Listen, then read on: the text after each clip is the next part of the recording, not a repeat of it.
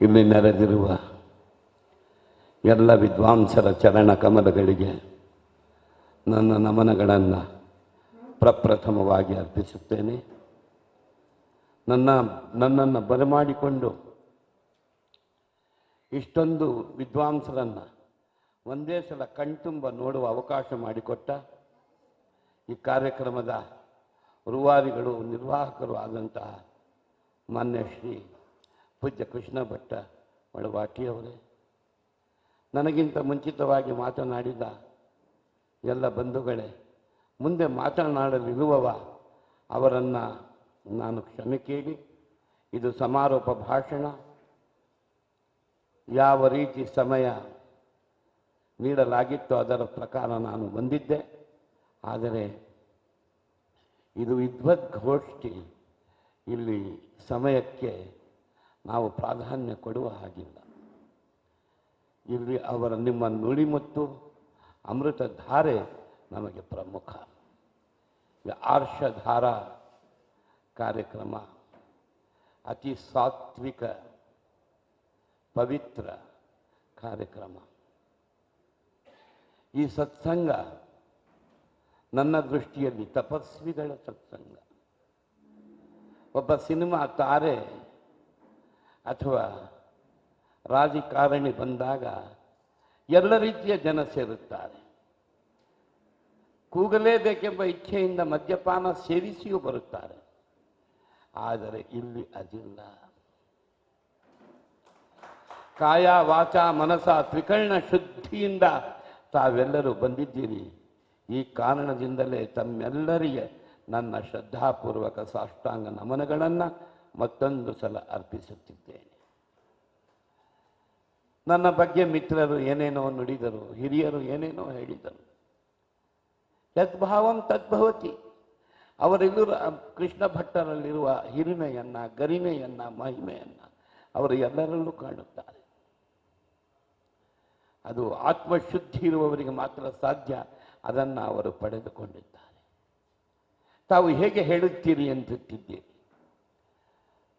ಒಂದೇ ಮಾರ್ಗದಲ್ಲಿ ಹೋಗುವ ಯಾತ್ರಿಕರಿಗೆ ಒಂದು ರೀತಿಯಲ್ಲಿ ಆ ಮಾರ್ಗದ ಅಡೆತಡೆಗಳು, ನೆರಳು, ಬಿಸಿಲು ಎಲ್ಲವೂ ಗೊತ್ತಿರುತ್ತದೆ. ಔಜು ಬಿಲ್ಲಾಹಿ ಮಿನಶ್ ಶೈತ್ವಾನಿರ್ ರಜೀಮ್. ಬಿಸ್ಮಿಲ್ಲಾಹಿರ್ ರಹಮಾನಿರ್ ರಹೀಮ್. ಅಲ್ಹಮ್ದುಲಿಲ್ಲಾಹಿ ರಬ್ಬಿಲ್ ಆಲಮೀನ್.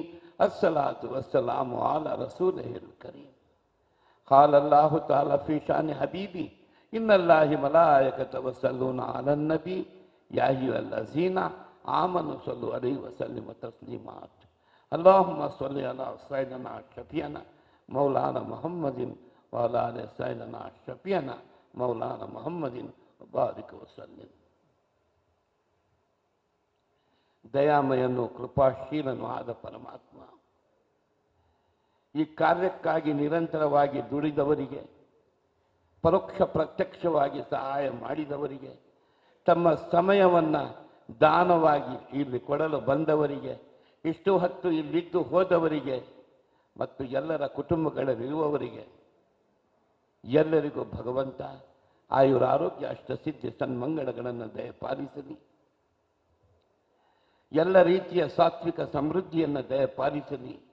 ಲೌಕಿಕ ಸುಖವನ್ನು, ಅಲೌಕಿಕ ಆನಂದವನ್ನು ದಯಪಾಲಿಸಲಿ. ಅಸ್ತು ಅಸ್ತು ಅಸ್ತು. ಓಂಕಾರಂ ಬಿಂದು ಸಂಯುಕ್ತಂ ನಿತ್ಯಂ ಧ್ಯಾಯಂತಿ ಯೋಗಿನ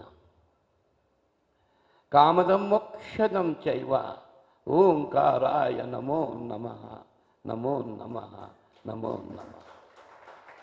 ದಿವ್ಯ ಖುರಾನಿನ ಪಠಣದಲ್ಲಿ ಯಾವ ಅರ್ಥ ಅರಬ್ಬಿ ಭಾಷೆಯಲ್ಲಿ ವರ್ಣಿಸಲಾಗಿದೆಯೋ ಅದೇ ಅರ್ಥ ಈ ಸಂಸ್ಕೃತದ ಪ್ರಾರ್ಥನೆಯಲ್ಲಿದೆ ಬಂಧುಗಳೇ.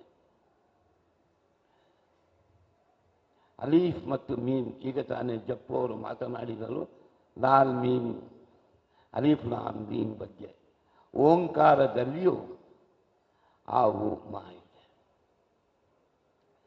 ಇದು ತತ್ವಶಾಸ್ತ್ರದ ಪರಾಕಾಷ್ಠೆ. ಎಂದಾದರೂ ಮತ್ತೊಂದು ದಿನ ಪ್ರಾತಃ ಸಮಯದಲ್ಲಿ ಸಮಯ ದೊರಕಿ ಪೂಜ್ಯ ಕೃಷ್ಣ ಭಟ್ಟರು ಅವಕಾಶ ಕೊಟ್ಟರೆ ಅದರ ಮೇಲೆ ಮಾತನಾಡೋಣ. ಬಂಧುಗಳೇ, ಇಷ್ಟೊತ್ತು ವೇದದಲ್ಲಿ ತಾವು ಯಾವ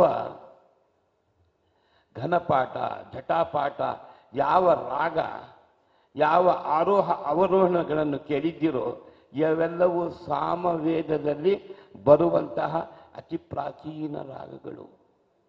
ಇದೇ ರಾಗಗಳನ್ನು ನಾವು ದಿವ್ಯ ಖುರಾನ್ ಓದುವಾಗ ಉಪಯೋಗಿಸುತ್ತೇವೆ.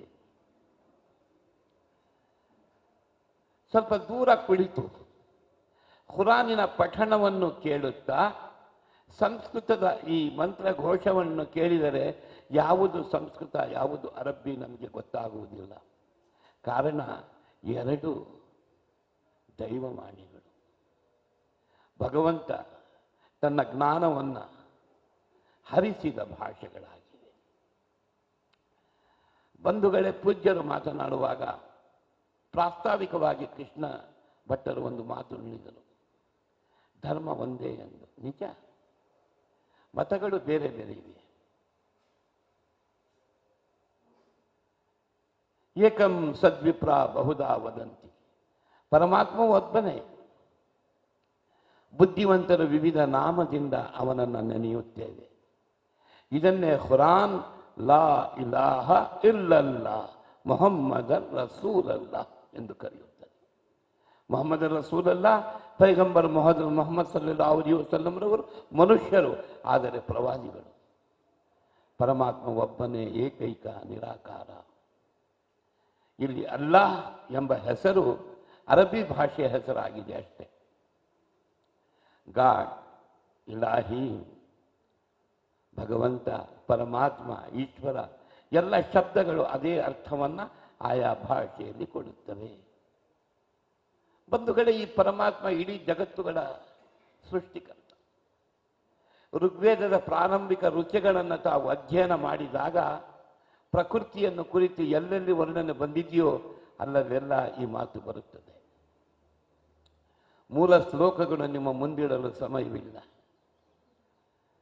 ಪರಮಾತ್ಮ ಇಡೀ ಜಗತ್ತನ್ನು ಸೃಷ್ಟಿಸುತ್ತಾನೆ. ಅಣೋರಣೀಯಾಂ ಮಹತೋ ಗರಿಯಾಂ. ಕಣ್ಣಿಗೆ ಕಾಣದಂಥ ಅಣುವಿನಿಂದ ಹಿಡಿದು ಬ್ಯಾಕ್ಟೀರಿಯಾಸ್, ಬೃಹದಾಕಾರವಾದಂತಹ ತಿಮಿಂಗಲವನ್ನು, ಆನೆಯನ್ನು ಪರಮಾತ್ಮ ಸೃಷ್ಟಿಸುತ್ತಾನೆ. 18 ಕೋಟಿ ಜೀವರಾಶಿಗಳಿವೆ, ಇದು ಸತ್ಯ. ವೈಜ್ಞಾನಿಕವಾಗಿಯೂ ಹೌದು. ಇನ್ನು ಸೂರ್ಯ ಚಂದ್ರ ನಕ್ಷತ್ರಾದಿಗಳ ನಿರ್ಮಾಣ, ಹಗಲಿರಳ ನಿರ್ಮಾಣ, ಪರ್ವತ ಸಾಗರ ನದಿ ನದಗಳ ನಿರ್ಮಾಣ, ಪುಷ್ಪ ವಲ್ಲರಿ ವೃಕ್ಷಗಳ ನಿರ್ಮಾಣ, ಪಶು ಪಕ್ಷಿಗಳ ನಿರ್ಮಾಣ ಎಲ್ಲವೂ ಆಯಿತು. ಆದರೆ ಪರಮಾತ್ಮನಿಗೆ ತೃಪ್ತಿಯಾಗುವುದಿಲ್ಲ. These creatures, they live by their instinct. ಆಹಾರ ನಿದ್ರಾ ಭಯಮೈತು ನಂಚ.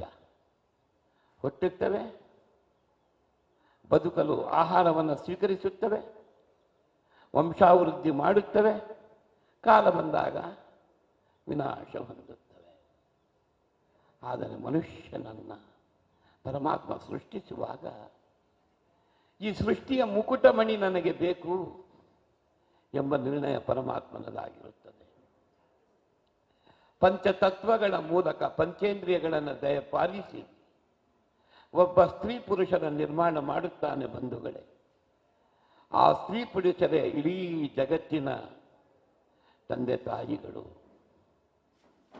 ತಾವು ಅಥರ್ವಣ ವೇದವನ್ನು ನೋಡಿದಾಗ ಒಂದು ಕಡೆ ಮನು ಮತ್ತು ಶ್ರದ್ಧಾ ಎಂಬ 2 ಶಬ್ದಗಳು ದೊರಕುತ್ತವೆ.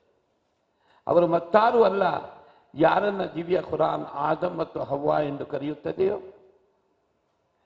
ಯಾರನ್ನ ಕ್ರೈಸ್ತ ಧರ್ಮ ಆಡಮ್ ಮತ್ತು ಈವ್ ಎಂದು ಕರೆಯುತ್ತದೆಯೋ ಅವರೇ ಅವರಾಗಿದ್ದಾರೆ. ಅಂದ ಮೇಲೆ ಈ ಮನುಷ್ಯ ಈ ಜಗತ್ತಿಗೆ ಬರಬೇಕಾದರೆ ಮೂಲಭೂತವಾಗಿ ಒಬ್ಬ ತಂದೆ ತಾಯಿಗಳ ನಿರ್ಮಾಣವಾಗುತ್ತದೆ. ಅವರೇ ಈ ವಿಶ್ವದ ಮೂಲ ಪುರುಷರು. ನಮ್ಮಲ್ಲೆಲ್ಲ ಇರುವ ಆ ರಕ್ತವು ಅವರ ರಕ್ತವೇ ಆಗಿದೆ ಬಂಧುಗಳೇ. ಆದುದರಿಂದಲೇ ಸನಾತನ ಹಿಂದೂ ಧರ್ಮ ವಿಶ್ವ ದೈವ ಕುಟುಂಬಕಂ ಎಂಬ ಯಥಾರ್ಥವನ್ನ, ಸತ್ಯವನ್ನ ನಮ್ಮ ಮುಂದಿಟ್ಟಿದೆ. 5500 ವರ್ಷಗಳ ಹಿಂದೆ ಸನಾತನ ಹಿಂದೂ ಧರ್ಮ ನುಡಿದ ಮಾತಿದು. ಇಡೀ ಜಗತ್ತು ಒಂದು ಕುಟುಂಬ. ಪರಮಾತ್ಮ ಮಾತ್ರ ಅದರ ಏಕೈಕ ಒಡೆಯ ನಾಯಕ. ಒಂದು ಕಡೆ 1400 ವರ್ಷಗಳ ಹಿಂದೆ ದಿವ್ಯ ಖುರಾನ್ ಇದನ್ನೇ ನುಡಿದಿದೆ, ಅಲ್ ಖಲ್ಕು ಅಯಾಲುಲ್ಲಾ. ಖಲ್ಕ್ ಸೃಷ್ಟಿ, ಈ ಸೃಷ್ಟಿಯಲ್ಲಿ ಬರುವ ಎಲ್ಲ ಜೀವರಾಶಿಗಳಿಗೆ ಪರಮಾತ್ಮ ಮಾತ್ರ ಅಯಾಲುಲ್ಲಾ, ನಾಯಕ, ಒಡೆಯ, ಪೋಷಕ, ದ ನರಿಷರ್, ದ ಪ್ರೊಟೆಕ್ಟರ್. ಇದನ್ನೇ ಜೆನೈಸಿಯಸ್ನಲ್ಲಿ Bible the whole world belongs to Lord, this world is the kingdom of the Lord ಎಂದು ಹೇಳಿ. ಇದರಿಂದ ನಮಗೆ ಅರ್ಥವಾಯಿತು, ನಾವು ಯಾವುದೇ ಧರ್ಮದವರಾಗಿರಲಿ, ಯಾವುದೇ ಜಾತಿ ನಮ್ಮದಾಗಿರಲಿ, ಯಾವುದೇ ಬಣ ಬುಡಕಟ್ಟಿಗೆ ನಾವು ಸೇರಲಿ, ಮೂಲಭೂತವಾಗಿ ನಾವೆಲ್ಲರೂ ಒಂದೇ ತಂದೆ ತಾಯಿಯ ಮಕ್ಕಳು. ಬಂಧುಗಳೇ, 2001ರಲ್ಲಿ ನಾನು MLC ಆಗಿದ್ದೆ, ಮೇಲ್ಮನೆಯ ಸದಸ್ಯ. ಅದು ಹೇಗೋ ನನ್ನ ಚೇಂಬರ್ನಲ್ಲಿ ಜಾರಿ ಬಿದ್ದೆ. 4 ವರ್ಷದ ವಯಸ್ಸಿನಲ್ಲಿಯೇ ನನ್ನ ಬಲಗಾಲು ಪೋಲಿಯೋವಿಂದ ಊನವಾಗಿತ್ತು. ಬಿದ್ದಾಗ ತೊಡೆಯ ಮೂಳೆ ಮುರಿದು ಹೋಯಿತು. ಬೌರಿಂಗ್ ಹಾಸ್ಪಿಟಲ್ನಲ್ಲಿ ನಾನಿದ್ದೆ. ನನಗೆ ರಕ್ತದ ಅವಶ್ಯಕತೆ ಬಿತ್ತು. ಅಲ್ಲಿದ್ದಂತಹ ಡಾಕ್ಟರ್ ನರ್ಸನ್ನು ಕರೆದು ನನ್ನ ರಕ್ತವನ್ನು ತೆಗೆದುಕೊಂಡು ಹೋದರು. 2ನೇ ದಿನ ಆಪರೇಷನ್ನಿನ ವೇಳೆಯಲ್ಲಿ ಅವರು ರಕ್ತ ತರಿಸಿದರು. ಆ ರಕ್ತದ ಬಾಟಲಿನ ಮೇಲೆ ಇದು ಮುಸಲ್ಮಾನನ ರಕ್ತ, ಸುನ್ನಿಯ ರಕ್ತ ಎಂದು ಬರೆದಿರಲಿಲ್ಲ. ಎ ಗ್ರೂಪ್, ಬಿ ಗ್ರೂಪ್ ಎಂದು ಬರೆದಿದ್ದರು. ಬ್ಲಡ್ ಬ್ಯಾಂಕಿನಿಂದ ರಕ್ತ ಬಂದಿತ್ತು. ಆ ಕೊಟ್ಟಂತಹ ಮಹಾನುಭಾವ ಹಿಂದೂ ಇರಬಹುದು, ಕ್ರೈಸ್ತನಿರಬಹುದು, ದಲಿತನಿರಬಹುದು. ಸತ್ಯ, ಒಬ್ಬ ಮನುಷ್ಯನ ರಕ್ತ ಈ ಮನುಷ್ಯನನ್ನು ಕಾಪಾಡಿತ್ತು. ಬಂಧುಗಳೇ, ಇಲ್ಲಿಯೂ ವ್ಯತ್ಯಾಸ ಇರಲಿಲ್ಲ ಪರಮಾತ್ಮ. ಇನ್ನು ಇಡೀ ಶರೀರದ ರಚನೆ, ಎಲ್ಲರ ಹೃದಯ ಎಡಗಡೆಯೇ ಇದೆ ಏಕೆ? ಎಲ್ಲರ ಕಣ್ಣಿನಡಿ ಅದೇ ಅವಯವಗಳಿವೆ ಏಕೆ? ಈ ರಹಸ್ಯವನ್ನು ನಾವು ಮರೆತು ಬಿಟ್ಟಿದ್ದೇವೆ. ಭಗವಂತ ಸೃಷ್ಟಿಸಿದ ಬೇರಾವ ಪ್ರಾಣಿಗಳಿಗೂ ಇಲ್ಲದಂತಹ ಬುದ್ಧಿಶಕ್ತಿಯನ್ನ, ವಾಕ್ ಶಕ್ತಿಯನ್ನ, ವಿಶ್ಲೇಷಣಾ ಶಕ್ತಿಯನ್ನ ಕೊಟ್ಟು ಕೊನೆಗೆ ಆತ್ಮಶಕ್ತಿಯನ್ನ ಕೊಟ್ಟ. ಈ ಆತ್ಮಶಕ್ತಿಯ ಅರ್ಥ ಮಾಡಿಕೊಳ್ಳುವುದಕ್ಕೋಸ್ಕರವೇ ಈ ಮನುಷ್ಯನಿಗೆ ಈ ಧರ್ಮಗಳು ಬಂದದ್ದು. ಆದುದರಿಂದಲೇ ನಮ್ಮನ್ನ ಉಪನಿಷತ್ತು ಸೃಷ್ಟಿಯ ಮುಕುಟಮಣಿ ಎಂದು ಕರೆದಿದೆ. Bible crown of the creation ಎಂದು ಕರೆದಿದೆ. ಖುರಾನ್ ಮತ್ತೊಂದು ಹೆಜ್ಜೆ ಮುಂದೆ ಹೋಗಿ ಇದಕ್ಕೆ ಅಶ್ರಫುಲ್ ಮಖ್ಲೂಕಾತ್ ಎಂದು ಕರೆದಿದೆ. ಸೃಷ್ಟಿಯ ಅತ್ಯುನ್ನತ ಚೇತನಗಳಲ್ಲಿ ಅತ್ಯುನ್ನತವಾದಂತಹ ಆತ್ಮಸ್ಥಾನ ಹೊಂದಿದಂತಹ ಜೀವಿ. ಇದು ಅರಬ್ಬಿ ಶಬ್ದದ ಶಬ್ದಶಃ ಅರ್ಥ. ಇಂತಹ ಮನುಷ್ಯ ಮಾರ್ಗದರ್ಶನ ಬೇಕು. ನಾವು ವಿದೇಶದಿಂದ ಯಾವುದಾದರೂ ಮೆಷಿನರಿ ತರಿಸಿದರೆ ಅದರ ಜೊತೆಯಲ್ಲಿ ಒಂದಿಷ್ಟು ಲಿಟ್ರೇಚರ್ ಬರುತ್ತದೆ. ಆದರೆ ಮೆಷಿನರಿ ತುಂಬ ವೈಜ್ಞಾನಿಕವಾಗಿ ಮುಂದಿರದಿದ್ದರೆ ನಾವು ಅದರ ಜೊತೆಯಲ್ಲಿ ಒಬ್ಬ ಇಂಜಿನಿಯರ್, ಒಬ್ಬ ಟೆಕ್ನಿಷಿಯನ್, ಒಬ್ಬ ಸೈಂಟಿಸ್ಟನ್ನು ಕಳುಹಿಸಿಕೊಡುತ್ತೇವೆ. ಹೀಗಾಗಿ ನಾಯಿಗೆ ಯಾವ ಅವತಾರ ಪುರುಷರಿಲ್ಲ, ಕರಡಿಗೆ ಯಾವ ಪೈಗಂಬರರು ಇಲ್ಲ, ಪಕ್ಷಿಗಳಿಗೆ ಯಾವ ತೀರ್ಥಂಕರರು ಇಲ್ಲ. ಅದು ಪ್ರಕೃತಿ ನಿಯಮ. ಆದರೆ ಬಂಧುಗಳೇ, ನಮ್ಮ ಮಾರ್ಗದರ್ಶನಕ್ಕೋಸ್ಕರ ಆದಮ್ ಅಲೈಹಿಸ್ಸಲಾಂರವರ ಕಾಲದಿಂದ ಹಿಡಿದು ಇಲ್ಲಿಯವರೆವಿಗೆ ಪರಮಾತ್ಮ ನಿರಂತರವಾಗಿ ಪೈಗಂಬರರನ್ನ, ತೀರ್ಥಂಕರರನ್ನ, ಪ್ರವಾದಿಗಳನ್ನ, ಮಹಾಪುರುಷರನ್ನ ಕಳುಹಿಸಿಕೊಡುತ್ತಿದ್ದಾನೆ. ಅವರಲ್ಲಿ ಅಂತಿಮ ಪ್ರವಾದಿಗಳೇ ಪ್ರವಾದಿ ಮೊಹಮ್ಮದ್ ಸಲ್ಲಲ್ಲಾಹು ಅಲೈಹಿ ವಸಲ್ಲಂ ರವರು. ಬಂಧುಗಳೇ, ನಾನು ಇಲ್ಲಿ ಬಂದಾಗ ಪೂಜ್ಯರು ಭಗವದ್ಗೀತೆಯ ಬಗ್ಗೆ ಮಾತನಾಡುತ್ತಿದ್ದರು. ಆ ಭಗವದ್ಗೀತೆ ಕೇವಲ ಒಂದು ಧರ್ಮದ ಧರ್ಮಗ್ರಂಥವಲ್ಲ, ಜಗತ್ತಿನ ಎಲ್ಲ ಧರ್ಮೀಯರು ಅರ್ಥ ಮಾಡಿಕೊಳ್ಳಬೇಕಾದಂತಹ ಗ್ರಂಥ. ಮನುಷ್ಯ ಮಾತ್ರನು ಪ್ರಳಯ ಕಾಲದವರೆವಿಗೆ ಯಾವ ಯಾವ ಪ್ರಶ್ನೆಗಳು ಅವನಲ್ಲಿ ಹುಟ್ಟುತ್ತವೆಯೋ, ಯಾವ ಯಾವ ವಿಹಲತೆಗಳಿವೆಯೋ, ಯಾವ ಯಾವ ಸಂದೇಹಗಳಿವೆಯೋ, ಅದೆಲ್ಲವನ್ನು ಒಂದೊಂದಾಗಿ ಅಧ್ಯಾಯ 1ರಿಂದಲೇ ಪ್ರಾರಂಭ ಮಾಡುತ್ತಾ ಹೋಗುತ್ತಾನೆ. ಅರ್ಜುನ. ಶ್ರೀಕೃಷ್ಣ ಪರಮಾತ್ಮನು ಉತ್ತರ ಕೊಡುತ್ತಾ ಹೋಗುತ್ತಾನೆ. ಧರ್ಮಕ್ಷೇತ್ರೇ ಕುರುಕ್ಷೇತ್ರ ಎಂದು ಪ್ರಾರಂಭವಾಗುತ್ತದೆ ಭಗವದ್ಗೀತೆ. ಈ ಧರ್ಮಕ್ಷೇತ್ರದ ಕುರುಕ್ಷೇತ್ರವೇ ಆ ಮನುಷ್ಯನ ಅಹಂಕಾರ, ಮನುಷ್ಯನ ಸಂದೇಹ, ಮನುಷ್ಯನ ವಿಫಲತೆ, ಮನುಷ್ಯನಲ್ಲಿ ಬರುವ ದುರಾಸೆಗಳು ಬಂಧುಗಳೇ. ಇದು ನಾನು ಅರ್ಥ ಮಾಡಿಕೊಂಡಿರುವ ರೀತಿ. 18ನೇ ಅಧ್ಯಾಯಕ್ಕೆ ಬಂದಾಗ ಅರ್ಧ ಶ್ಲೋಕ ನಿಮ್ಮ ಮುಂದೆ ಇಡುತ್ತಿದ್ದೇನೆ. ಅಷ್ಟು ಹೊತ್ತಿಗೆ ಸಾಕಷ್ಟು ಎಳೆ ಎಳೆಯಾಗಿ ಪದರು ಪದರಾಗಿ ಸಂದೇಹಗಳ ದೂರೀಕರಿಸಿ ಇನ್ನು ಜ್ಞಾನಕ್ಕೆ ಕೇವಲ ಅಷ್ಟತಿಷ್ಠ ದಶಾಂಗುಲಂ, ಇನ್ನು 10 ಅಂಗುಲ ಮಾತ್ರವಿರುತ್ತದೆ. ಆಗ ಶ್ರೀಕೃಷ್ಣ ನಡೆಯುತ್ತಾನೆ. ಸರ್ವಧರ್ಮಾನ್ ಪರಿತ್ಯಜ್ಯ ಮಾಮೇಕಂ ಶರಣಂ ವ್ರಜ. ನೀನು ಸರ್ವಸ್ವವನ್ನು ತ್ಯಜಿಸಿಬಿಡು ಅರ್ಜುನ, ನನ್ನ ಶರಣಿಗೆ ಬಾ.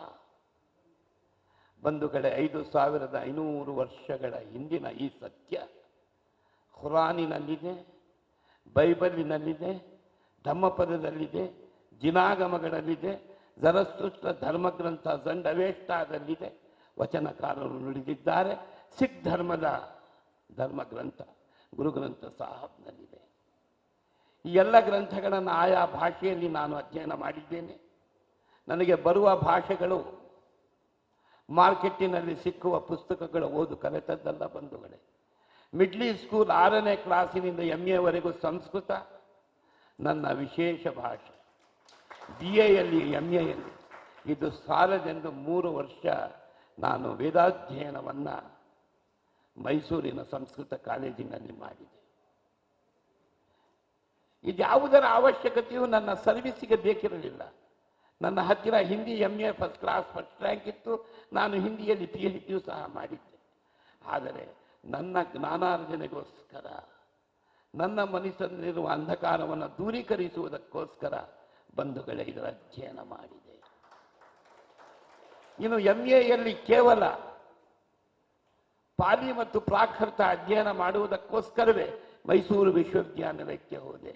ಅಲ್ಲಿ ಡಾಕ್ಟರ್ ಆನಾ ಉಪಾಧ್ಯಾಯರಂಥ ಘನ ವಿದ್ವಾಂಸರು ಪಾಲಿ ಪಾಠ ಮಾಡುತ್ತಿದ್ದರು, ಅರ್ಧಮಾಗದಿ ಪಾಠ ಮಾಡುತ್ತಿದ್ದರು.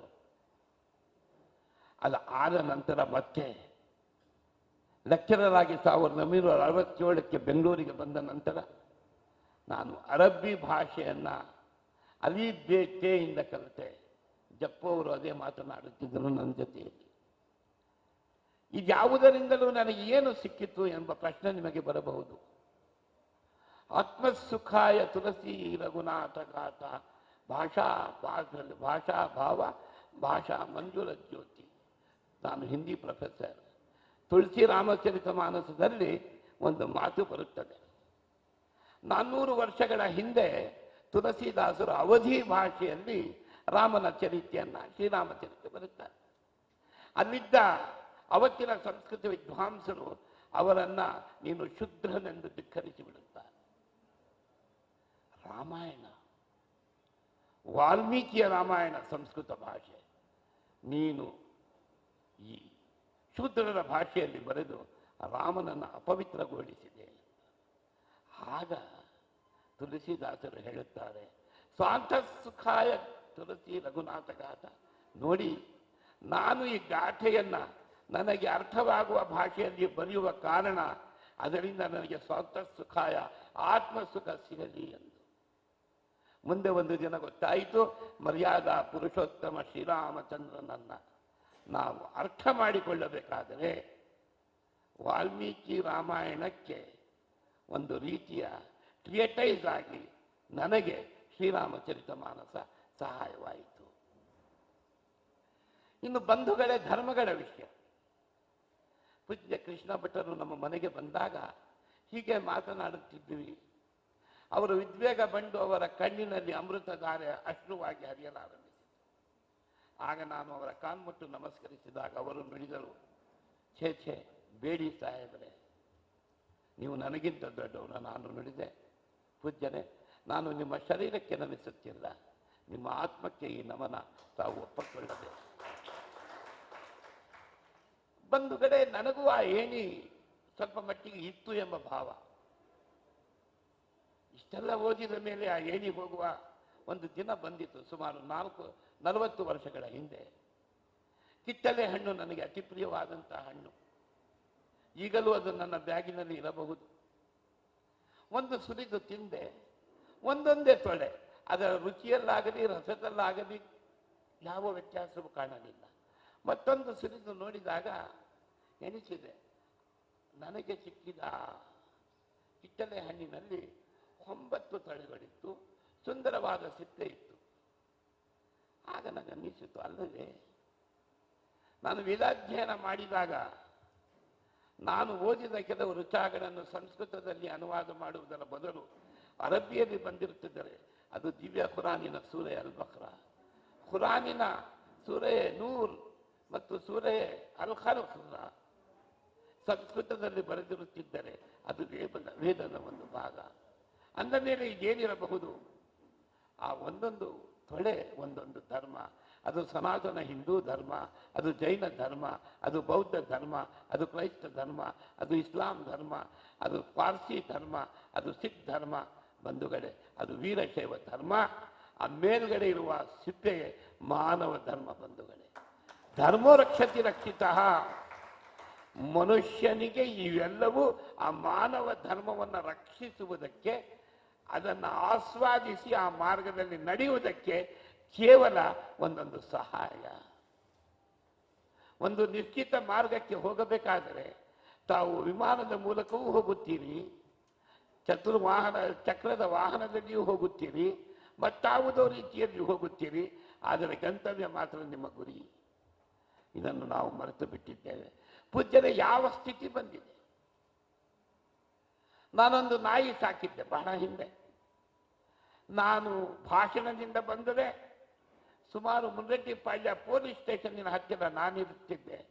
ಅದು ಅಲ್ಲೇ ಓಡಿ ಬರುತ್ತಿತ್ತು. ಮಳೆಯಲ್ಲಿ ಬರಲಿ ಅದು ಗುರುತಿಸುತ್ತಿತ್ತು, ಕಾರಿನಲ್ಲಿ ಬರಲಿ, ನನ್ನ ಸೈಕಲ್ ಚೆಲ್ಲಿಕೊಂಡು ಬರಲಿ, ಅದು ತನ್ನ ಪ್ರೀತಿಯನ್ನ, ತನ್ನ ವಿಧೇಯತೆಯನ್ನು ತೋರಿಸುತ್ತಿತ್ತು. ಆದರೆ ಮನುಷ್ಯನ ಗತಿ ಏನಾಗಿದೆ? ಮಂದಿರದಲ್ಲಿರುವವನು ಹಿಂದೂ ದೇವರು ಎಂದು ನಾವು ಮಂದಿರ ಸುಡುತ್ತೇವೆ, ಚರ್ಚಿನಲ್ಲಿರುವವನು ಕ್ರೈಸ್ತರ ದೇವರು ಎಂದು ಆ ಚರ್ಚನ್ನು ಕೆಡವುತ್ತೇವೆ, ಮಸೀದಿಯಲ್ಲಿರುವವನು ಮುಸಲ್ಮಾನರ ದೇವರು ಎಂದು ಆ ಮಸೀದಿಯನ್ನು ನೆಲಸಮಾಯ ಮಾಡುತ್ತೇವೆ. ಕೊನೆಗೆಲ್ಲೋ ಒಂದು ಕಡೆ ಆ ನಾಯಿಗಿಂತಲೂ ನಾವು ಕೊನೆ ಆದ್ವಿ. ಇದಕ್ಕೆ ಕಾರಣ ನಮ್ಮ ಅಜ್ಞಾನ. ಇದಕ್ಕೆ ಕಾರಣ ನಮಗೆ ಸ್ವಧರ್ಮವೂ ಗೊತ್ತಿಲ್ಲ, ಪರಧರ್ಮವನ್ನು ಅರ್ಥ ಮಾಡಿಕೊಳ್ಳುವ ಗೋಜಿಗೆ ಹೋಗಿಲ್ಲ. ಬಂಧುಗಳೇ, 1974ರಲ್ಲಿ ಮಧ್ಯಪ್ರದೇಶದ ಇಂದೋರ್ನಲ್ಲಿ ಆಚಾರ್ಯ ವಿದ್ಯಾನಂದ ಮುನಿ ಮಹಾರಾಜರು ನನ್ನನ್ನು ಕರೆದು ಅಂದಿನ ವಿಶ್ವ ಜೈನ ಸಮ್ಮೇಳನಕ್ಕೆ ನನ್ನನ್ನು ಅಧ್ಯಕ್ಷನನ್ನಾಗಿ ಮಾಡಿದರು. ನಾನು ಹೇಳಿದೆ, ಸ್ವಾಮೀಜಿ मैं इसके लायक नहीं हूं, आपने क्यों ऐसा किया? ಆಗ ಅವರು ನುಡಿದಿದ್ದಿಷ್ಟೇ, ಶ್ವೇತಾಂಬರರು ನಿಮ್ಮ ಹೆಸರನ್ನು ಸೂಚಿಸಿದರು, ದಿಗಂಬರರು ನಿಮ್ಮ ಹೆಸರನ್ನು ಸೂಚಿಸಿದರು. ಆದರೆ ಯಾರಾದರೂ ಆ ಪಂಗಡದವನಿದ್ದರೆ ಮತ್ತೊಂದು ಪಂಗಡ ಒಪ್ಪಲಿಲ್ಲ. ಕೊನೆಗೆ ಒಬ್ಬನೇ ಅಧ್ಯಕ್ಷನಾಗಬೇಕು ಎಂದಾಗ ನಮ್ಮ ಅಂತರ್ನುಡಿ ನುಡಿಯಿತು, ಇದಕ್ಕೆ ನೀನೊಬ್ಬನೇ ಯೋಗ್ಯ. 15 ದಿನ ನಿರಂತರವಾಗಿ ನನ್ನ ಭಾಷಣ ನಡೆಯಿತು. 16ನೆಯ ದಿನ ನನಗೆ ಬೀಳ್ಕೊಡುವ ಕಾಲ. ವಿದ್ಯಾನಂದ ಮುನಿ ಮಹಾರಾಜರು ನುಡಿದರು ಹಿಂದಿಯಲ್ಲಿ, बेटा अगर अगले जन्म में मैं गृहस्थ हूं तो तुम्हें पुत्र के रूप में पाना चाहूंगा. ಮುಂದಿನ ಜನ್ಮದಲ್ಲಿ ನಾನೇನಾದರೂ ಒಬ್ಬ ಗೃಹಸ್ಥನಾದರೆ ನೀನು ನನ್ನ ಪುತ್ರನಾಗು. ನಾನು ಏನನ್ನು ಕೊಡಲಾರೆ, ನಾನು ದಿಗಂಬರ. ಈ ಕಮಂಡಲನ್ನು ನಿನಗೆ ಕೊಟ್ಟರೆ ನೀನು ಗೃಹಸ್ಥಾಶ್ರಮ ತ್ಯಜಿಸಬೇಕಾಗುತ್ತದೆ, ಪಿಂಚವನ್ನು ಕೊಟ್ಟರೆ ದಿಗಂಬರತ್ವ ಸ್ವೀಕರಿಸಬೇಕಾಗುತ್ತದೆ. ಕಣ್ಣಿನಲ್ಲಿ ನೀರು ಬಂತು. ಮನೆ 40 ಸಾಲ್ ಸೆ ರೋಯಾ ನಹಿ ಥಾ ಅಂದರು. 40 ವರ್ಷಗಳಿಂದ ನನ್ನ ಕಣ್ಣು ನೀರು ಕಂಡಿರಲಿಲ್ಲ. ಆಗ ಬಂಧುಗಳೇ, ಈ ಓಂಕಾರ ಮಂತ್ರವನ್ನು ಅವರು ನನಗೆ ದಕ್ಷಿಣೆಯಾಗಿ ಕೊಟ್ಟರು. ಅದು ಮಸೀದಿಯಲ್ಲಿರಲಿ, ಮಂದಿರವಿರಲಿ, ಪೈಗಂಬರರ ದಿನಾಚರಣೆ ಇರಲಿ, ಶೂದ್ರ ಸೇನೆಯ ಕಾರ್ಯಕ್ರಮವಿರಲಿ, ಇದನ್ನು ನಾನು ನುಡಿಯದೆ ಮುಂದೆ ಹೋಗುವುದಿಲ್ಲ. ಕೇವಲ 4 ದಿನ ಹಿಂದೆ ಫ್ರೀಡಮ್ ಪಾರ್ಕಿನಲ್ಲಿ ಶೂದ್ರ ಸೇನೆ ಬಂದಿತ್ತು. ಆ ಶೂದ್ರರಿಗೂ ನಾನು ನುಡಿದಿದ್ದಿಷ್ಟೇ, ಪರಧರ್ಮವನ್ನು ದ್ವೇಷಿಸುವುದು ಬಿಡಿ, ನೀವು ಎಲ್ಲಿ ಜನ್ಮ ತಾಳಿದ್ದೀರೋ ಅಲ್ಲೇ ಇದ್ದು ನೀವು ಸಾಧನೆಯನ್ನು ಮುಂದುವರಿಸಿ, ಆಗ ನೀವು ಅಂಬೇಡ್ಕರ್ ಅಲ್ಲದಿದ್ದರೆ ಅಂಬೇಡ್ಕರ್ ಮಾರ್ಗದ ಒಬ್ಬ ಪಥಿಕರಾಗುತ್ತೀರಿ. ಬಂಧುಗಳೇ, ಇದಾದ ಮೇಲೆ ಈಗ ನಮಗನ್ನಿಸುವುದೇನು? ಈ ಎಲ್ಲ ಧರ್ಮಗಳು ನನಗರ್ಥವಾಗಿರುವುದಿಷ್ಟೇ. ಈ ಬಂದ ಮಹಾಪುರುಷರು ನಮಗೆ ಮತ್ತೇನು ಕೊಟ್ಟರು? ಶರಣರ ಮಾತಿನಲ್ಲಿ ಹೇಳಬೇಕಾದರೆ ಎಲ್ಲರಂತೆ ಬರಲಿಲ್ಲ, ಎಲ್ಲರಂತೆ ಇರಲಿಲ್ಲ, ಎಲ್ಲರಂತೆ ಹೋಗಲಿಲ್ಲ.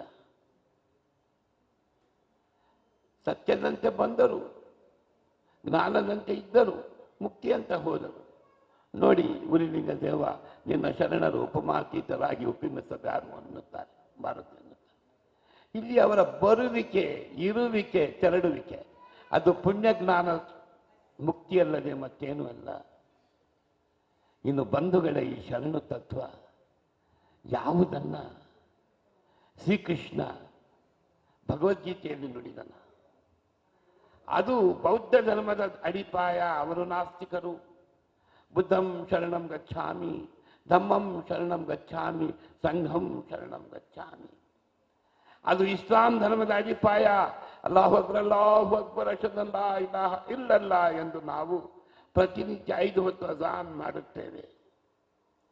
ಇಸ್ಲಾಂ ಶಬ್ದವೇ ಸಿಲ್ಮ್ ಧಾತುವಿಂದ ಬಂತು. ಪಾಣಿನಿಯ ಸಿದ್ಧಾಂತ ನಿಮ್ಮ ಮುಂದಿಡುತ್ತಿದ್ದೇನೆ. ಅದರ ಅರ್ಥ the complete obedience to God, the complete surrender to God. ಇದು ನನ್ನ ಮುಸಲ್ಮಾನ ಬಂಧುಗಳಿಗೆ ನಾನು ಪಾಠ ಮಾಡುತ್ತೇನೆ. ಮೂಲವನ್ನು ಮರೆಯುವ ಹಾಗಿಲ್ಲ ಬಂಧುಗಳೇ. ಕೊನೆಗೆ ಎಲ್ಲ ಧರ್ಮಗಳು ನುಡಿದಿದ್ದೇನು? ಅಸ್ಥಿರಂ ಜೀವಿತಂ ಲೋಕೆ, ಅಸ್ಥಿರಂ ಧನ ಯೌವನಂ, ಅಸ್ಥಿರಾತ್ ಪುತ್ರ ದಾರಾಶ್ಚ, ಧರ್ಮ ಕೀರ್ತಿ ದ್ವಯಂ ಸ್ಥಿರಂ. ಈ ಜಗತ್ತಿನಲ್ಲಿ ನಮ್ಮ ಯೌವನ ಶಾಶ್ವತವಲ್ಲ. ಎಂದೋ ಒಂದು ದಿನ 32 ಹಲ್ಲು ನನ್ನ ಬಾಯಲ್ಲಿತ್ತು, ಈಗ ಬಹುಶಃ 7 ಅಥವಾ 8 ಇರಬಹುದು. ನಾನು ಬಹಳ ಸುಂದರವಾಗಿದ್ದೆ. ನನ್ನ ಮಿತ್ರರು ನುಡಿಯುತ್ತಿದ್ದರು, ಏಜಾಜುದ್ದೀನ್ ಅಂದರೆ ಏನೆಂದು ತಿಳಿದುಕೊಂಡಿದ್ದೀರಿ ಅಂದರೆ 50 ವರ್ಷದ ಹಿಂದಿನ ಮಾತು. He is having a beautiful mind, a bountiful heart and a beautiful personality ಎಂದು. ಈಗ 3 ಇಲ್ಲ ಎಂಬುದು ನನ್ನ ಅನಿಸಿಕೆ. ಇನ್ನು ಬಂಧುಗಳೇ, ಅಧಿಕಾರ ವಿರುದ್ಧಿಯೇ ಇಲ್ಲ. ನಾನು ಪ್ರಾಧ್ಯಾಪಕನಾಗಿದ್ದೆ, ಈಗ ನಿವೃತ್ತ ಪ್ರಾಧ್ಯಾಪಕ ಅಥವಾ ವಿಶ್ರಾಂತ ಪ್ರಾಧ್ಯಾಪಕ. ನಾನು ವಿಧಾನ ಪರಿಷತ್ತಿನ ಸದಸ್ಯನಾಗಿದ್ದೆ, ಅದಕ್ಕೆ ಮಾಜಿ ಎಂದು ತಗಲಿಸಿದರು.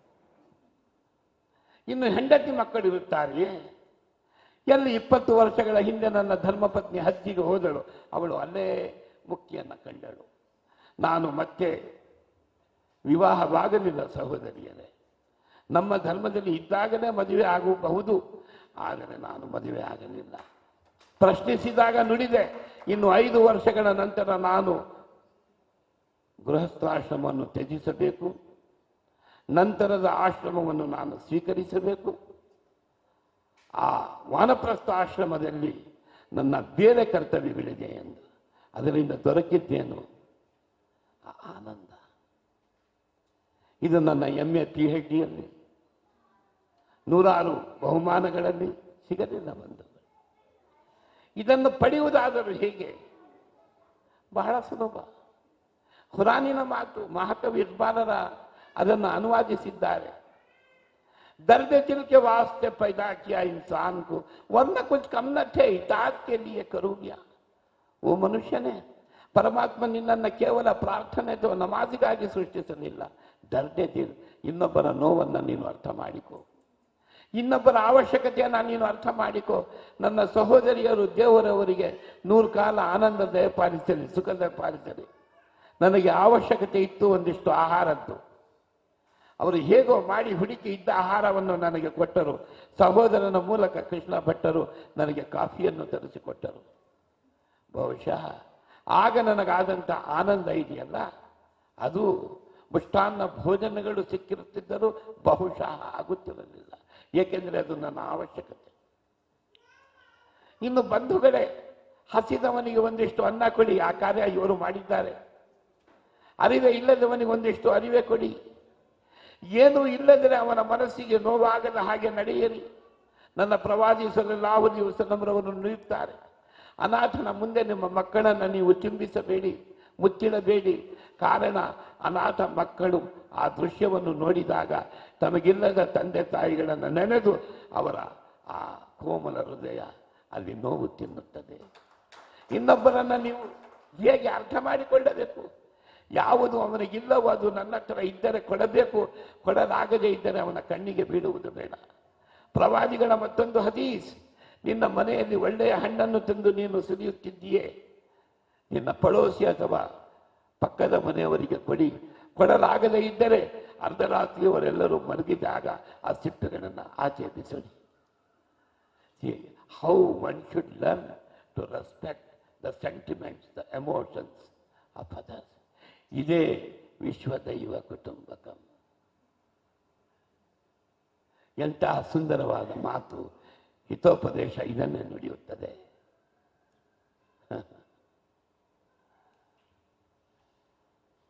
ಪುಷ್ಪಗಳು, ಫಲಗಳು ಇವೆಲ್ಲವೂ ನಮಗೋಸ್ಕರ. ಆದರೆ ನಾವು ಯಾವುದಕ್ಕೋಸ್ಕರ? ಪರೋಪಕಾರಾರ್ಥಮಿದಂ ಶರೀರಂ. ಈ ಶರೀರ ಇರುವುದೇ ಪರರ ಉಪಕಾರಕ್ಕೆ. ಬಂಧುಗಳೇ, ಪರರ ಉಪಕಾರ ಮಾಡಲಾಗದೆ ಹೋದರೆ ಅಪಕಾರ ಮಾಡುವುದು ಬೇಡ. ಬಂದಾಗ ನಮಗೆಲ್ಲರಿಗೂ ನಮ್ಮ ಡೇಟ್ ಆಫ್ ಬರ್ತ್ ಗೊತ್ತು, ಆದರೆ ಎಂದು ಈ ಜಗತ್ತು ಬಿಟ್ಟು ಹೋಗುತ್ತೀಯೋ ನಮಗೆ ಗೊತ್ತಿಲ್ಲ. ಅಲೆಕ್ಸಾಂಡರ್ ದಿ ಗ್ರೇಟ್, ಅರ್ಧ ವಿಶ್ವವನ್ನು ಗೆದ್ದಂತಹ ಮಹಾನುಭಾವ, ಹೋಗಬೇಕಾದರೆ ಒಂದು ವಿಲ್ ಬರೆದು ಹೋಗುತ್ತಾನೆ. ಕೊನೆಯಲ್ಲಿ ನನ್ನ ಪ್ರಾಣ ಹೋದ ಮೇಲೆ ಶವಪೆಟ್ಟಿಗೆಯಿಂದ ನನ್ನ 2 ಕೈಗಳು ಆಚೆ ಇಡಿ. ಅದನ್ನೇ ಉರ್ದುವಿನ ಕವಿ ನುಡಿಯುತ್ತಾನೆ, ಲಾಯಾ ಥಾ ಕ್ಯಾ ಸಿಕಂದರ್ ಲೇಕೆ ಗಯಾ ಜಹಾ ಸೆ ಥೇ ದೋನೋ ಹಾತ್ ಖಾಲಿ ಬಾಹರ್ ಕಫನ್ ಸೆ ನಿಕಲೆ. ಬಂದಾಗ ಅಲೆಕ್ಸಾಂಡರ್ ಗ್ರೇಟ್ ಏನು ತರಲಿಲ್ಲ, ಹೋಗುವಾಗ ಏನೂ ತೆಗೆದುಕೊಂಡು ಹೋಗಲಿಲ್ಲ, ಇದ್ದ 2 ಕೈಗಳು ಬರಿ ಕೈಗಳು. ಬಂಧುಗಳೇ, ಕೊನೆಯ ರುಚಿ ನಾವು ನೋಡುವುದು ಮೃತ್ಯುವಿನ ರುಚಿ. ಜಾತಸ್ಯ ಮರಣಂ ಧ್ರುವಂ, ಬಂದ ಮೇಲೆ ಮೃತ್ಯು ಇದ್ದೇ ಇದೆ. ಕುರಾನ್ ನುಡಿಯುತ್ತದೆ, ಕುಲ್ಲು ನಫ್ಸು ಝಾಯಿಖತುಲ್ ಮೌತ್. ಮನುಷ್ಯನ ನಾಲಿಗೆ ನೋಡುವ ಅಂತಿಮ ರುಚಿ ಮೃತ್ಯುವಿನ ರುಚಿ. ಆ ರುಚಿ ಕಂಡ ಮೇಲೆ ಶರೀರ ಮತ್ತಾವ ರುಚಿಯನ್ನು ನೋಡುವ ಹಾಗಿಲ್ಲ. ಪಂಚತತ್ವಗಳನ್ನು ಬಿಟ್ಟು ಆತ್ಮವೆಂಬ ಪಕ್ಷಿ ಹಾರಿ ಹೋಗುತ್ತದೆ. ಇದು ಬರುವುದಕ್ಕಿಂತ ಮುನ್ನ ನಾವು ಸನ್ಮಾರ್ಗಿಗಳಾಗೋಣ. ಇಡೀ ವಿಶ್ವವನ್ನು ನಮ್ಮ ಕುಟುಂಬ ಎಂದು ಪರಿಗಣಿಸೋಣ. ಬಸವಣ್ಣನವರ ಮಾತು, ಇವ ನಾರವ ಇವ ನಾರವ ಇವ ನಾರವ ಎಂದೆನಿಸಿದಿರಯ್ಯ, ಇವ ನಮ್ಮವ ಇವ ನಮ್ಮವ ಇವ ನಮ್ಮವ ಎಂದೆನಿಸಿರಯ್ಯ. 3 ಸಲ ಬಸವಣ್ಣನವರು ಏತಕ್ಕಾಗಿ ಮಾತು ನುಡಿದರು? ಬಂಧುಗಳೇ, ಇದು ನನಗಾಗಿರುವ ಅರ್ಥ. ಕಾಯ ವಾಚ ಮನಸ ತ್ರಿಕರಣ ಶುದ್ಧಿಯಿಂದ ನೀವು ಪ್ರತಿಯೊಬ್ಬರನ್ನ ಪ್ರೀತಿಸಿ. ನಾನು ವಿಧಾನ ಪರಿಷತ್ತಿನ ಸದಸ್ಯನಾದಾಗ ಮುಂದೆ ಕೈ ಜೋಡಿಸಿ ಅವನ ಬಗ್ಗೆ 4 ಒಳ್ಳೆ ಮಾತು ಆಡುತ್ತಿದ್ದರು ಬಹಳ ಜನ. ಅವನು ಆಚೆ ಹೋದ ಮೇಲೆ ಅವನನ್ನು ತೆಗಳುತ್ತಿದ್ದರು. ಇದಾಗಬಾರದು. When you accept by thought, by action and by deed.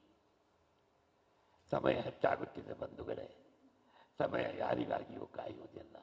The time and tides waits for no man. ಪೂಜ್ಯ ಕೃಷ್ಣ ಭಟ್ಟರಿಗೆ ಏನು ಹೇಳಬೇಕೋ ಗೊತ್ತಿಲ್ಲ.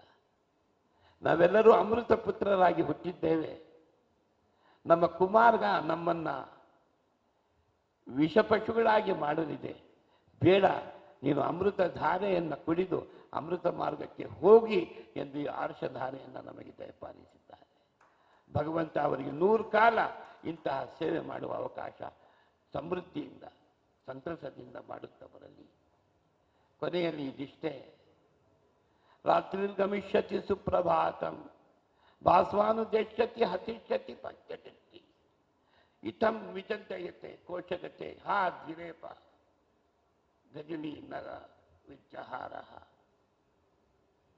ಸಾಯಂಕಾಲದ ಸಮಯವಾಗಿದೆ.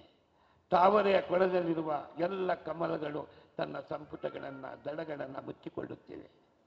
ಅದರ ಒಳಗಡೆ ಇರುವಂತಹ ಒಂದು ದುಂಬಿ ಕನಸು ಕಾಣುತ್ತದೆ, ನಾಳೆ ಬೆಳಗಾಗಬಹುದು, ನಾನು ಈ ಹೂವಿನಿಂದ ಹಾರಿ ಬೇರೆ ಹೂವುಗಳ ರಸವನ್ನು ಆಸ್ವಾದಿಸಬಹುದು ಎಂದು. ಅರ್ಧರಾತ್ರಿಗೆ ಒಂದು ಆನೆ ಬರುತ್ತದೆ ಆ ಕೆರೆಗೆ ಅಥವಾ ಆ ಕೊಳಕ್ಕೆ, ಪ್ರಾರಂಭಿಸುತ್ತದೆ ತನ್ನ ತಾಂಡವ ನೃತ್ಯ. ಅದರ ಕಾಲ್ದಸೆಯಲ್ಲಿ ಬಂದು ಹೋಗುತ್ತದೆ ಆ ಕಮಲದ ಹೂವು. ಅದರ ಜೊತೆಯಲ್ಲಿ ಆ ದುಂಬಿಯು ನಾಶವಾಗುತ್ತದೆ. ಬಂಧುಗಳೇ, ನಮ್ಮ ಸ್ಥಿತಿ ಇದೆ. ನಮ್ಮ ಮೃಣ್ಮಯ ಶರೀರ ಆ ಕಮಲದ ಹೂವು, ನಮ್ಮ ಚಿನ್ಮಯ ಆತ್ಮ ಆ ದುಂಬಿ. ಶರೀರದಿಂದ ಆ ದುಂಬಿ ತಾನಿಚ್ಛಿಸಿರುತ್ತಿದ್ದರೆ ಆ ಹೂವನ್ನು ಬಿಟ್ಟು ಹಾರು ಹೋಗಬಹುದಿತ್ತು, ಹೋಗಲಿಲ್ಲ. ನಾವು ಅನುರಕ್ತಿಯಲ್ಲಿ ವಿರಕ್ತಿಯನ್ನು ಕಾಣೋಣ, ಅನುರಾಗದಲ್ಲಿ ವಿರಾಗವನ್ನು ಅನುಭವಿಸೋಣ. ಆಗ ಅನುಭವದಲ್ಲಿ ಅನುಭಾವವನ್ನು, ವೇದಾಂತದ ರಸಸ್ವಾದವನ್ನು ನಮಗೆ ಅನುಭವಿಸಲು ಸಾಧ್ಯವಾಗುತ್ತದೆ. ಏನೆಂದು ನುಡಿಯಲು ಶಬ್ದಗಳಿಂದ. ಗಿರಾ ನಯನ ನಯನ ಬಿನು ಪಾನಿ. ನನ್ನ ಕಣ್ಣುಗಳು ಇದೆಲ್ಲವನ್ನು ನೋಡುತ್ತಿವೆ, ಅವು ಮಾತನಾಡಲು ನಾಲಿಗೆ ಇಲ್ಲ. ನನ್ನ ನಾಲಿಗೆ ಮಾತನಾಡುತ್ತದೆ, ಆದರೆ ನೋಡಲು ಅದಕ್ಕೆ ಕಣ್ಣಿಲ್ಲ ಬಂಧುಗಳೇ. When heart is full the tongue is mute. ಹೃದಯ ತುಂಬಿದಾಗ ನಾಲಿಗೆ ಗದ್ಗದಿತವಾಗುತ್ತದೆ. ಕೇವಲ ನಿಮ್ಮೆಲ್ಲ ಪ್ರೀತಿ ನನ್ನ ಕೈಯಲ್ಲಿ ಈ ಶಬ್ದಗಳನ್ನು ನಡೆಸುತ್ತದೆ, ನನ್ನದು ಏನೂ ಇಲ್ಲ. Happiness is but an occasional episode in the long drawn drama of life. ಜೀವನದ ನಿರಂತರ ದುರಂತದಲ್ಲಿ ಎಲ್ಲೋ ಬಂದು ಮಿಂಚಿ ಹೋಗುವುದು ಆನಂದ. ಅದು ಸದಚಿತ್ತ ಆನಂದವಾಗಬೇಕಾದರೆ ಈ ಸನ್ಮಾರ್ಗದತ್ತ ಬನ್ನಿ. ಈ ಧರ್ಮಗಳ ಸಾರ ಸರ್ವಸ್ವವನ್ನು ಅರ್ಥ ಮಾಡಿಕೊಳ್ಳಿ. ವಸುದೈವ ಕುಟುಂಬಕ ಅರ್ಥ ಮಾಡಿಕೊಂಡು ಇರುವಷ್ಟು ದಿನ ಸುಖವಾಗಿ ಆನಂದದಿಂದ ತೃಪ್ತಿಯಿಂದ ಇದ್ದರೆ ಬಹುಶಃ ಆರ್ಷಧಾರೆಯ 3 ದಿನದ ಈ ತಪೋಭೂಮಿಯಲ್ಲಿ ನಡೆದ ಸತ್ಸಂಗಗಳು ಎಲ್ಲರಿಗೂ ಒಳಿತು ಮಾಡುತ್ತವೆ ಎಂದು ನಾನಾದರೂ ಅರಿಯುತ್ತೇನೆ. ಕೊಟ್ಟ ಸಮಯಕ್ಕೆ ನಾನು ಎಲ್ಲರಿಗೂ ಚಿರಋಣಿ. ವಿಶೇಷವಾಗಿ ಈ ಕಾರ್ಯಕ್ರಮದ ಕಾರ್ಯಕರ್ತರಿಗೆ, ಪೂಜ್ಯ ಕೃಷ್ಣ ಭಟ್ಟರಿಗೆ, ಎಲ್ಲೋ ಹೋಗುವಂಥ ನಮ್ಮ ಸಾಹೇಬರು, ಜಪ್ಪು ಸಾಹೇಬರು, ಅವರು ಕುರಾನ್ ಮತ್ತು ವೇದದ ಸಂಶೋಧನೆ ನಡೆಸುತ್ತಿದ್ದಾರೆ. ನನ್ನ ಭಾಷಣಕ್ಕಾಗಿ ಉಳಿದರು. ನೀವೆಲ್ಲರೂ ನಿಮ್ಮ ಕೆಲಸ ಕಾರ್ಯಗಳನ್ನು ಬಿಟ್ಟು ಈ ದಿನ ನಿಮ್ಮ ಅಮೂಲ್ಯ ಸಮಯವನ್ನು ಕೊಟ್ಟಿದ್ದೀರಿ.